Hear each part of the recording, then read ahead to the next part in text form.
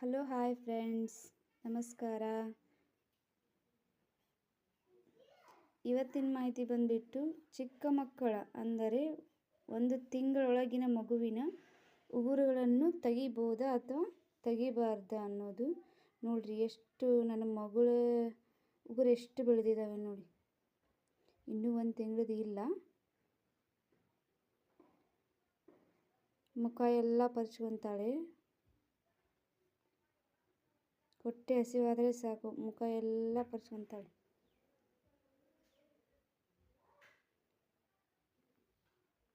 ಇಷ್ಟಿಷ್ಟು ಉದ್ದ ಬಂದಿದ್ದಾವೆ ನೋಡಿ.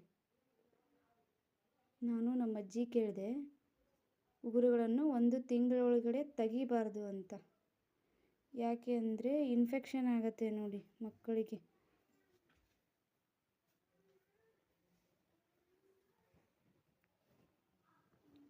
ಕೈಯಲ್ಲಿದ್ದಾವೆ.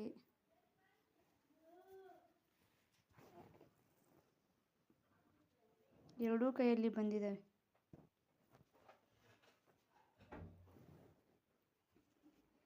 ಎಷ್ಟು ಉದ್ದ ಬಂದಿದ್ದಾವೆ ನೋಡಿ.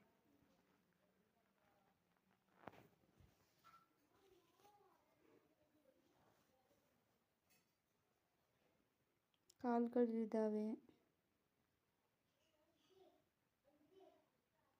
1 ತಿಂಗಳೊಳಗಿನ ಮಗುವಿನ ಉಗುರುಗಳನ್ನು ತೆಗಿಬಾರದು.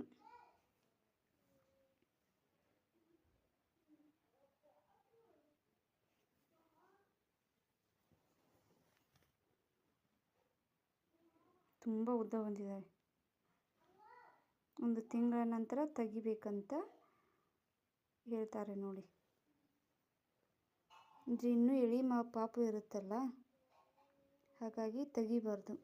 ಮಕ್ಕಳಿಗೆ ಇನ್ಫೆಕ್ಷನ್ ಆಗೋ ಜಾಸ್ತಿ ಚಾನ್ಸಸ್ ಇರುತ್ತೆ.